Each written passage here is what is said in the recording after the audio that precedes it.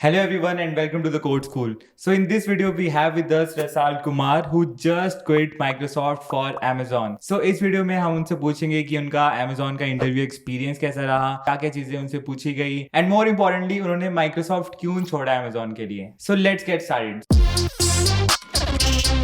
So first of all, Rasal, can you introduce yourself to the audience? Hi everyone, privileged to be a part of Code School. My name is Rasal Kumar. I graduated from BITS Pilani in 2019. My discipline was MSc Mathematics and Electronics and Instrumentation. After graduating from BITS, I got my campus placement at VMware, where I worked on product HCX. After working at VMware, I worked at Microsoft in Azure DataBox team, and after having almost 3 years of experience, I applied for Amazon, and currently I worked in Amazon Prime Video Stream.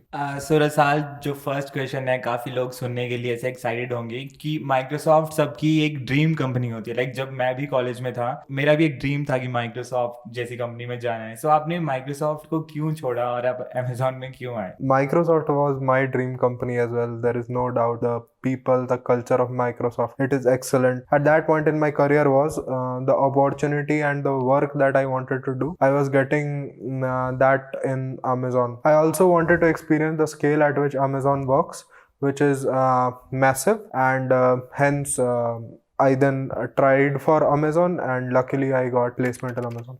So I think yeah, that's a pretty valid reason कि काम भी काफ़ी important होता है, कि company का नाम ही सब कुछ नहीं होता है, राइट? Yes. सो जैसा हमें काम मिल रहा है, जैसा रोल मिल रहा है, that is also very important in deciding your next company. So Rasal, how did you apply at Amazon? कैसे आपने लिंक्डइन से आपको आया या कैसे आपको आया, क्या उसके बारे में आप बताओगे? The recruiter reached out to me on my Gmail inbox.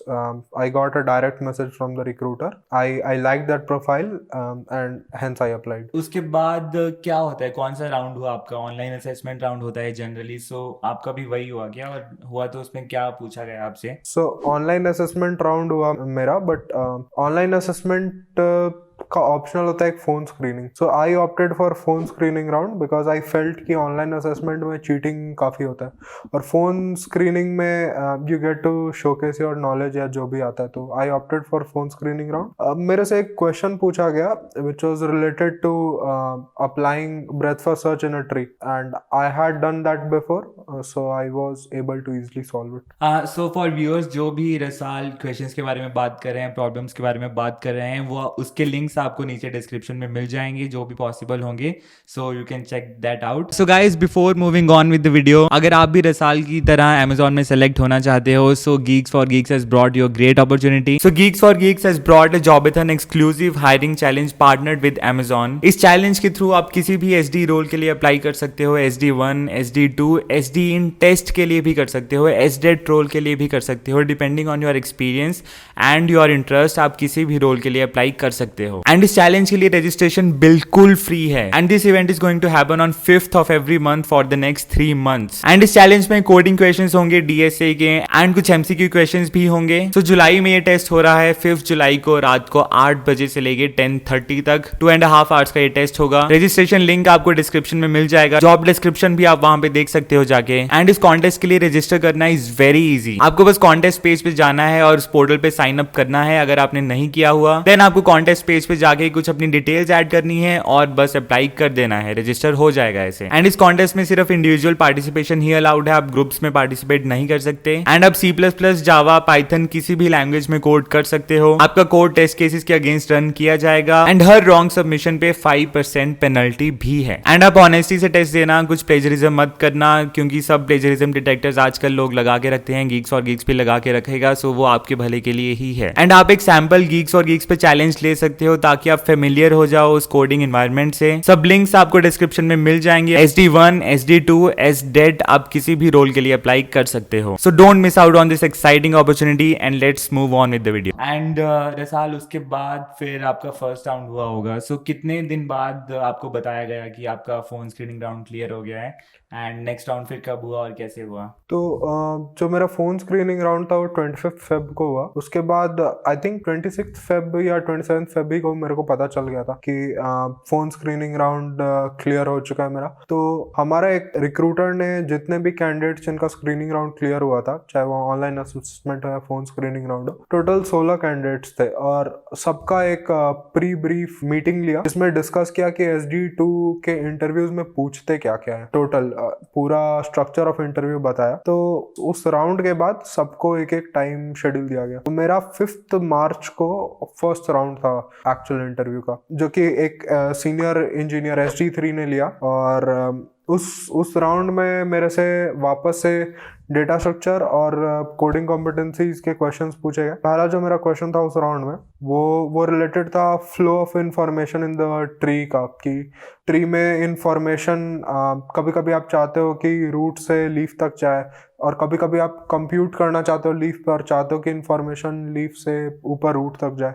तो कुछ इस पे वेरिएशन करके क्वेश्चंस पूछे जा रहे थे कि कैसे इंफॉर्मेशन, क्या मेरे को रिकर्शन समझ में आता है या नहीं। तो इससे रिलेटेड पहला क्वेश्चन था मेरा। दोनों क्वेश्चंस जो थे दोनों में एक चीज कॉमन था कि वो डायरेक्ट वैसे क्वेश्चन नहीं थे जो सॉल्व किए थे, वो एक स्टोरी बनाया हुआ था और उससे मेरे को एक सॉल्व प्रॉब्लम या जो टाइप ऑफ प्रॉब्लम जो मैं सॉल्व किया उस पर डिड्यूस करना था। तो जो दूसरा क्वेश्चन था उसमें एक अगेन अमेजोन का कुछ इन्वेंट्री रिलेटेड स्टोरी बनाया हुआ था और डिफरेंट सर्विसेज की बात की गई थी।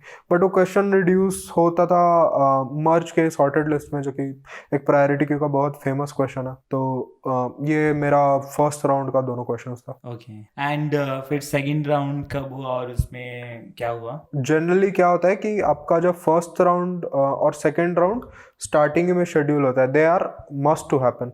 उसके बाद आपके बाकी के राउंड्स इनके परफॉर्मेंस पे डिपेंड करता है। तो सेकंड राउंड से लीडरशिप प्रिंसिपल्स शुरू हो गए थे। तो पहला मेरा लीडरशिप प्रिंसिपल जो था वो था डिलीवर रिजल्ट्स, जो कि मेरे को बोला गया था प्रिपेयर करने के लिए और जो कि मेरे से इंटरव्यू में पूछा गया था। तो लीडरशिप प्रिंसिपल का टॉपिक जो है आपको रिक्रूटर बता देता है, बट क्वेश्चन उससे रिलेटेड अब्स्ट्रैक्ट क्वेश्चन आता है जिसमें आपको लीडरशिप प्रिंसिपल को अप्लाई करना रहता है और वो इंटरव्यूअर खुद के मुताबिक फ्रेम करता है। तो जो मेरा कोडिंग क्वेश्चन आया था सेकेंड राउंड में, वो क्वेश्चन था, एक कॉन्सेप्ट होता है वेरिएबल साइज स्लाइडिंग विंडो का। स्लाइडिंग विंडो में फिक्स साइज और वेरिएबल साइज दोनों होते हैं। वेरिएबल साइज स्लाइडिंग विंडो में जनरली हम लोग क्वेश्चंस पॉइंटर यूज करके सॉल्व करते हैं, जहाँ पे सामने वाला पॉइंटर आगे बढ़ता है और पीछे वाले पॉइंटर से हम लोग कॉन्ट्रैक्शन का काम करते हैं। बट उस क्वेश्चन में 2 पॉइंटर से काम नहीं हो रहा था, उसमें दोनों पॉइंटर्स के बीच में कुछ कंप्यूटेशन इन्वॉल्व था जिसके लिए हम लोग को मैप यूज करना पड़ रहा था, बस पॉइंटर से उसमें काम नहीं हो रहा था। तो टफ क्वेश्चन था काफी, वो जितना याद है। और जो सेकंड क्वेश्चन था वो क्वेश्चन था स्ट्रिंग का क्वेश्चन एक बनाया हुआ था। और स्ट्रिंग में ऐसा था कि स्ट्रिंग में जो कैरेक्टर्स का फ्रीक्वेंसी था उस पर मैनिपुलेशन कुछ करना था। जो मैक्सिमम फ्रीक्वेंसी था उसको और सेकंड मैक्सिमम फ्रीक्वेंसी को किसी ऑर्डर में अरेंज करना था। तो वो प्रायोरिटी क्यू का एक्चुअल क्वेश्चन था और उसमें कॉर्नर केसेस थे 1-2 जो कि अच्छे थे क्वेश्चन। ओवरऑल ये राउंड टफ था काफी, मतलब जितना मेरे को एक्सपीरियंस हुआ। एंड देन आई थिंक काफी आपसे DSA के राउंड्स हो गए and you were interviewing for SD2 role. So next round I think आपके डिजाइन पे बेस्ड होंगे मेनली, राइट? यस। तो नेक्स्ट राउंड जो था वो मेरा हायरिंग मैनेजर राउंड था। तो हायरिंग मैनेजर राउंड का मेरा लीडरशिप प्रिंसिपल जो था वो था कस्टमर ऑब्सेशन डीप डाइव। तो हायरिंग मैनेजर का बेसिकली काम होता है, चाहे आई थिंक सारे कंपनी में, कि वो आपको पूरा रिज्यूमे स्किम करते हैं और उससे क्वेश्चंस पूछते हैं। तो मेरा हायरिंग मैनेजर राउंड टोटल 1.5 घंटे का था, जिसमें फर्स्ट 30 मिनट्स रिज्यूमे स्किमिंग था, फिर 15 मिनट्स लीडरशिप प्रिंसिपल पे टॉक था और नेक्स्ट 45 मिनट जो लास्ट था वो हाई लेवल डिजाइन का एक क्वेश्चन था। तो जो लीडरशिप प्रिंसिपल और रिज्यूमे था, तो रिज्यूमे से क्वेश्चंस हुए, तो उसमें मैंने अपने जो अच्छे प्रोजेक्ट्स थे वो सब यूज किए। और उसके बाद आखिरी में आया हाई लेवल डिजाइन का क्वेश्चन। तो हाई लेवल डिजाइन का क्वेश्चन बहुत एक अच्छा क्वेश्चन था कि ट्रैफिक सिचुएशन बैंगलोर में दिया हुआ था कि पार्किंग का इतना बड़ा प्रॉब्लम है बैंगलोर में। तो आप व्हीकल्स, आप सपोज रोड पे निकले हुए, आपको व्हीकल पार्क करना है, तो नियरेस्ट पार्किंग स्टेशन आप कैसे फाइंड करोगे जहाँ पे आप व्हीकल्स फाइंड कर पाओ, कौन कौन से सर्विसेज उसमें लगेंगे। तो ये ओवरऑल क्वेश्चन था। मैंने येल्प का क्वेश्चन सॉल्व किया था, जो कि येल्प आपको नियर बाई प्लेसेस बताता है। तो उसका और इसका क्वेरी बहुत सेम था कि आपको जो फाइंड करना था।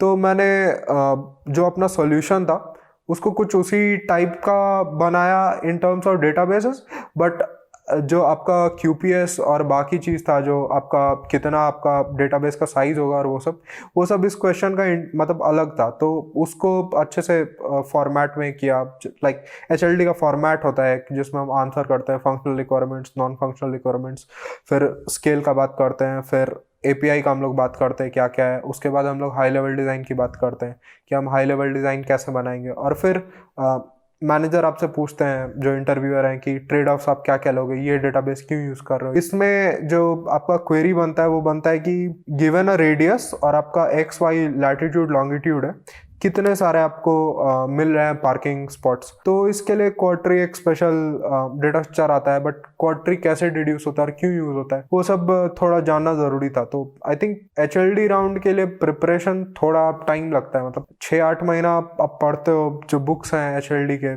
सिस्टम डिजाइन इंटरव्यू हो गया, ये पढ़ते हो तो आ जाता है। Okay, so this was mainly on high level design. Yes. So next rounds I'm assuming कि वो low level design पे होंगे. नेक्स्ट राउंड मेरा बार रेजर राउंड था, जो कि अगेन लीडरशिप प्रिंसिपल था। उसमें भी इंसिस्ट ऑन हाईएस्ट स्टैंडर्ड्स मेरा लीडरशिप प्रिंसिपल था, और एक क्वेश्चन था स्ट्रिंग मैनिपुलेशन का दिया हुआ, जिसमें स्टैक्स यूज हो रहा था और पैरेंथेसिस से रिलेटेड कुछ क्वेश्चन था। मेरे को एग्जैक्टली याद नहीं है, बट शायद इवेल्युएट करना था एक्सप्रेशन को पैरेंथेसिस रिमूव करके, ये क्वेश्चन था। तो वो क्वेश्चन बहुत सारे केसेस बन रहे थे इफ एल्स, और वो कोडिंग स्टाइल मेरा देख रहे थे कि क्या मैं स्विच केस यूज करता हूँ, क्या मैं इफ एल्स यूज करता हूँ, कितने अच्छे से लिखता हूँ, एरर हैंडलिंग अच्छे से करता हूँ या नहीं करता हूँ। तो ये सब उस क्वेश्चन में इन्वॉल्व था। एंड क्वेश्चन इजी था, मतलब इस राउंड का काफी, बट लीडरशिप प्रिंसिपल में एक्चुअली राउंड्स काफी हो गए थे। ये मेरा 5वां राउंड था, तो प्रोजेक्ट्स अच्छे जो है इंसिस्ट ऑन हाईएस्ट स्टैंडर्ड्स के उतने नहीं बचे थे। तो लीडरशिप प्रिंसिपल शायद उतना अच्छा नहीं गया। मैंने एक प्रोजेक्ट बताया जो कि मैंने टेस्टिंग के लिए यूज किया था, जो कि one of my strong projects नहीं था। तो वो एक बार रेजर राउंड में एक चीज रह गया था जो मेरे को लगा। Okay, so was this the last round या उसके बाद भी कोई हुआ? सो बेसिकली होता क्या है कि डीब्रीफ एक चीज होता है, उसके बाद आपको रिक्रूटर रीच आउट करते हैं कि आपका इंटरव्यू में कहाँ पे स्टेटस आ रहा है। तो रिक्रूटर ने जो फीडबैक दिया मेरे को, उन्होंने बोला कि आपका एक और राउंड होगा बिकॉज ऑफ एक्सपीरियंस, या हमें देखना है कि आपने प्रोजेक्ट्स एक्चुअल में वो हैंडल किए हैं। तो और वो राउंड जो था मेरा लो लेवल डिजाइन का राउंड शेड्यूल हुआ था। इसमें होता है कि फॉर्मेट हाई लेवल डिजाइन की तरह थोड़ा सेम रहता है। लाइक पहले आप रिक्वायरमेंट गैदर करते हो कि क्या क्या आपका क्वेश्चन में रिक्वायरमेंट्स है, फिर उसके बाद आप एंटिटीज लिस्ट करते हो कि क्या क्या आपके एंटिटीज है। तो ऐसा होता है कि आप बताते हो कि रिलेशनशिप्स कौन कौन होते हैं बेस्ड ऑन कार्डिनैलिटी की, और आप उससे आप डिफाइन करते हो कि आपका डेटा स्कीमा कैसा लगेगा। तो ये सब चीज़ आप बताते हो। उसके बाद आप बताते हो कि आपके APIs कौन कौन से होंगे, और एक बार आप APIs बताते हो फिर आप सर्विसेज लिखते हो कि कौन कौन सा सर्विस होगा। और मोस्टली ऐसा होता है कि एक कोई सर्विस आपको वो थोड़ा कोड करने बोलते हैं, आपको देखने के लिए कि आपको डिजाइन पैटर्न्स आते हैं या नहीं, या आपको सॉलिड प्रिंसिपल्स यूज करना आता है या नहीं। तो ये टोटल LLD राउंड का स्ट्रक्चर होता है। तो जो मेरा LLD राउंड का क्वेश्चन था वो एक फेमस प्रॉब्लम था जो कि पार्किंग लॉट प्रॉब्लम होता है। तो उसमें ऐसा होता है कि आपको घुसना रहता है, मतलब कितना आप डेप्थ में जा सकते हो रिक्वायरमेंट पूछते टाइम। लाइक पार्किंग स्पॉट है, तो पार्किंग स्पॉट का आप API डिजाइन जब आप करोगे गेट अवेलेबल स्लॉट्स, तो उसमें आप पार्किंग स्पॉट को कैसे रखोगे, क्या आप उसको इनम रखोगे, बूलियन रखोगे। बेसिकली SD2 का जो रिक्वायरमेंट रहता है वो ऐसा रहता है कि आप कितना स्केलेबल और एक्सटेंसिबल कोड लिखते हो ताकि आपका सर्विस ज़्यादा टाइम तक टिके। तो ये एक डिफरेंस रहता है as compare to N SD1 जो कि SD2 में चेक करते हैं लोग। So Rasal, any advice you want to give to our viewers जो कि SD2 के लिए अमेजोन के लिए प्रिपेयर कर रहे हैं या किसी भी और कंपनी के लिए प्रिपेयर कर रहे हैं? SD2 तो मैं ऐसा बोलूँगा कि जो फैंग टाइप की कंपनीज है उसमें DSA बहुत ज़्यादा इम्पोर्टेंट है, क्योंकि बहुत राउंड्स DSA के होते हैं अगर आप देखेगा तो बेसिकली इंटरव्यू से पहले हमेशा जो 15-20 दिन है उसमें लीड कोड का पूरा प्रयोग कीजिए जितना हो सकता है। मैंने 17 दिन में आई थिंक 130 क्वेश्चन किए थे अपने इंटरव्यू के पहले लीड कोड पे। डेली कॉन्टेस्ट जो इंटरव्यू असाइनमेंट रहते हैं आपका, जैसे आप अमेजोन के लिए अपेयर हो रहे हो तो अमेजोन के सारे असाइनमेंट्स हर दिन एक असाइनमेंट मिनिमम दीजिए और उसमें आपको परफॉर्मेंस पता चल जाएगा कि आप कहाँ स्टैंड कर रहे हैं। उसके बाद जो आपका डिज़ाइन की चीज़ें होती हैं उसको थोड़ा टाइम लेता है पढ़ने में, तो उसको पढ़ते रहिए, उसको इंटरव्यू के इंडिपेंडेंट पढ़ते रहिए, आप उसको एंजॉय कीजिएगा पढ़कर, और ऐसे ही धीरे धीरे डेवलप होता है, यही मैं कहूँगा। तो उतना इंटरव्यू स्पेसिफिक डिज़ाइन का प्रिपरेशन नहीं होता है, डिज़ाइन पहले से आप पढ़ते जाते हैं, आपके काम में आते जाता है। लीड कोड आपको करना पड़ता है इंटरव्यू से पहले, वो नेसेसिटी हो जाता है। Totally agreed. So thank you Rasal so much for sharing your experience. I think I'm sure काफ़ी यूजफुल रहा ये अपने व्यूअर्स के लिए. So thank you so much again for being on the channel. Thank you, the Code School, my college senior, and my teammate Devanshu for bringing me onto your channel. So अगर आप लोगों को कुछ भी questions हैं आपको रसाल से पूछते हैं तो आप कमेंट्स में भी डाल सकते हो या आप रसाल से लिंक्डइन पे भी कनेक्ट कर सकते हो। डिस्क्रिप्शन में मैं आपको लिंक्डइन प्रोफाइल डाल दूंगा रसाल का, you can connect with him and ask your questions. And if you like this video please hit the like button and also subscribe to this channel, and you can connect with me on Instagram, you can join my Telegram group. Until next time, goodbye, see you soon.